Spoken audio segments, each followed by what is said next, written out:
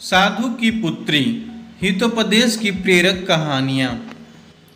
गंगा नदी के किनारे एक साधु रहते थे। वे न केवल विद्वान थे बल्कि उनके पास जादुई शक्तियाँ भी थीं। एक दिन वो ध्यान में मग्न थे, तभी बाज की चोंच से एक चूहिया छूटकर उनके हाथों में आ गिरी। उसकी छोटी सी पूंछ व काली चमकीली आंखें थीं।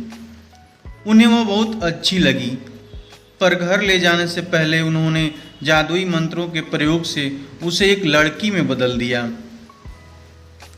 वे उस लड़की को घर ले जाकर पत्नी से बोले, तुम हमेशा से संतान चाहती थी ना, तो लो आज से यह हमारी पुत्री है, इसे पूरी देखभाल व स्नेह से पालो।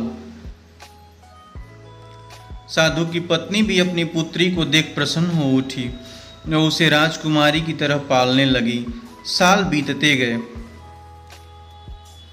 नन्ही लड़की एक सुंदर युवती बन गई। जब वह 18 वर्ष की हुई तो साधु व उसकी पत्नी उसके लिए वर तलाशने लगे।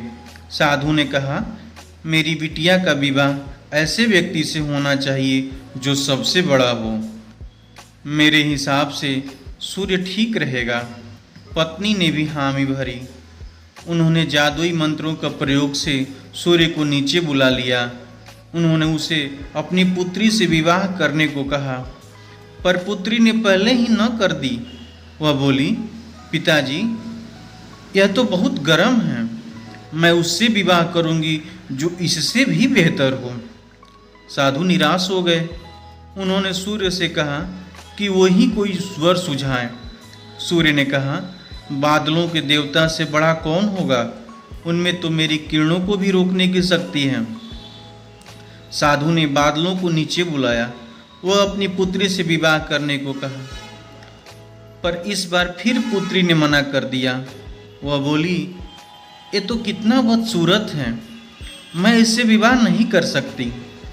साधु ने बादल देवता से कहा कि वे वहीं कोई अच्छा वर सुझा दे। वे बोले, पवन देवता ठीक रहेंगे, वे तो मुझे भी अपने फूंक से उड़ा देते हैं। साधु ने पवन देवता को बुलाकर अपनी पुत्री से विवाह करने को कहा।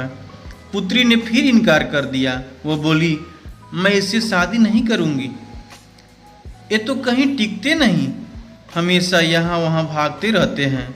साधु ने पवन देवता से पूछा, क्या मेरी पुत्री के लिए ऐसा वर हो सकता है जो आपसे भी बेहतर हो? पवन देव ने कहा कि पर्वत देव मजबूत व ऊंचे हैं, वे मेरे भी रास्ता रोक देते हैं। साधु ने पर्वत देवता से कहा कि वह उसकी पुत्री से विवाह कर ले। पुत्री ने फिर से मना कर दिया। वह बोली, ये तो बहुत लंबे हैं, सख्त व कठोर हैं, मैं इनसे विवाह नहीं कर सकती, इनसे भी बेहतर चाहिए। पर्वत देवता ने चूहे का नाम सुझाया।